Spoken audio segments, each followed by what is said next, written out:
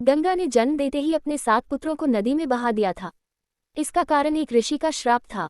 आज हम आपको गंगा से जुड़ी कुछ ऐसी रोचक बातें बता रहे हैं जो बहुत कम लोग जानते हैं। एक बार हस्तिनापुर के राजा शांतनु शिकार खेलते खेलते गंगा नदी के तट पर आए। यहाँ उन्होंने एक परम सुदन स्त्री व स्त्री देवी गंगा ही थी को देखा। शांतनु ने उससे प्रणय निवेदन किया। उस स्त्री ने कहा कि मुझे आपकी रानी बनना स्वीकार है, लेकिन मैं तब तक ही आपके साथ रहूंगी जब तक आप मुझे किसी बात के लिए रोकेंगे नहीं, नहीं मुझसे कोई प्रश्न पूछेंगे।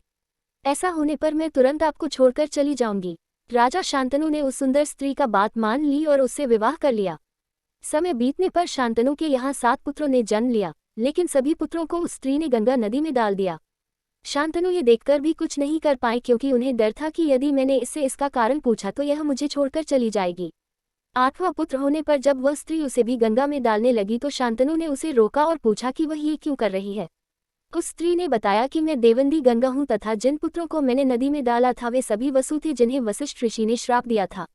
उन्हें मुक्त करने लिए ही मैंने उन्हें नदी में प्रवाहित किया। आपने शर्त न मानते हुए मुझे रोका, इसलिए मैं अब जा रही हूँ।